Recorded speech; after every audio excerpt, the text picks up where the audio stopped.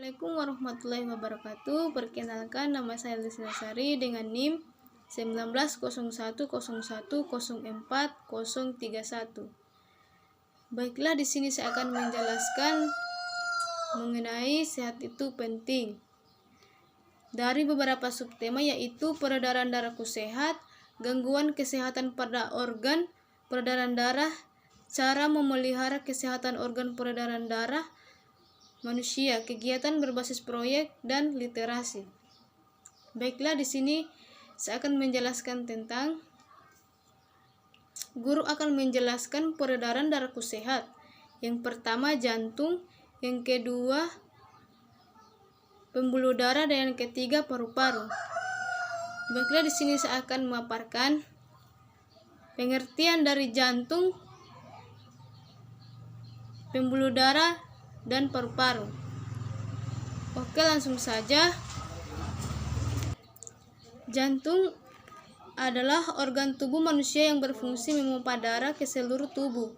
Jantung memompa darah dengan cara berkontraksi dan berreaksi secara bergantian sehingga jantung berdenyut, mengembang, dan mengepis. Yang kedua, pembuluh darah. Pembuluh darah merupakan saluran tempat mengalirnya darah dari jantung ke seluruh tubuh dan dari seluruh tubuh kembali ke jantung. Pembuluh darah terdiri atas dua jenis, yaitu pembuluh nadi dan pembuluh baik. Pembuluh nadi disebut arteri. Kemudian yang ketiga, paru-paru. Paru-paru juga memiliki peranan yang penting dalam proses peredaran darah. Proses peredaran darah, paru-paru berperan sebagai menyuplai oksigen ke dalam darah. Kemudian guru memberikan contoh peredaran darahku sehat. Peredaran darahku sehat itu seperti darah yang mengalir dengan baik, yang selalu sehat, berolahraga.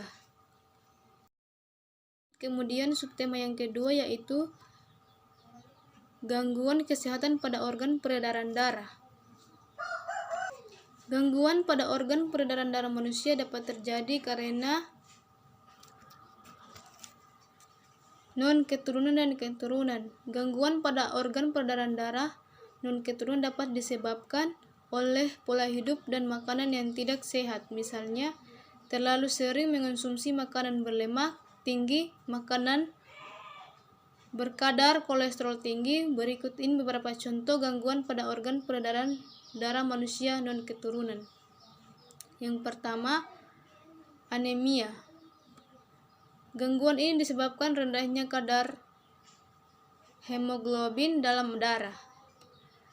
Kedua, tekanan darah rendah, hipotensi. Gangguan ini disebabkan terjadinya penurunan tekanan darah. Ketiga, tekanan darah tinggi, hipertensi. Gangguan ini disebabkan naiknya tekanan darah yang diantaranya diakibatkan oleh penyempitan pembuluh darah. Yang keempat, kanker darah, leukemia. Gangguan ini disebabkan sel-sel darah putih yang memperbanyak diri tanpa terkendali yang mengakibatkan sel darah putih ini memakan sel darah merah.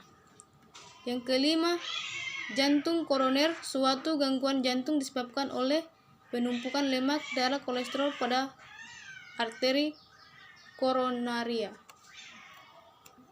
Kemudian usaha-usaha pencegahan terhadap gangguan alat peredaran darah ialah dengan melakukan pola hidup sehat. Pola hidup sehat itu diantaranya sebagai berikut: makan makanan yang bergizi, olahraga yang teratur, tidur dan istirahat yang cukup.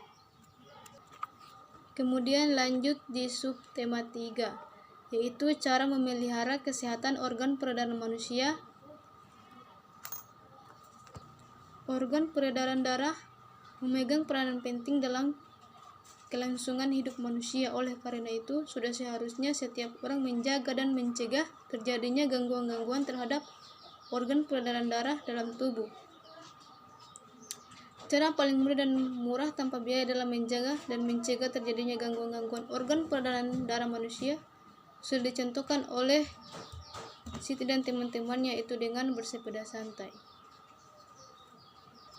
Kemudian subtema yang keempat, kegiatan berbasis proyek dan literasi, yaitu seperti gotong royong dan bekerja sama dalam membersihkan lingkungan sekitar kita agar dijauhi dari berbagai penyakit dan gangguan-gangguan lainnya.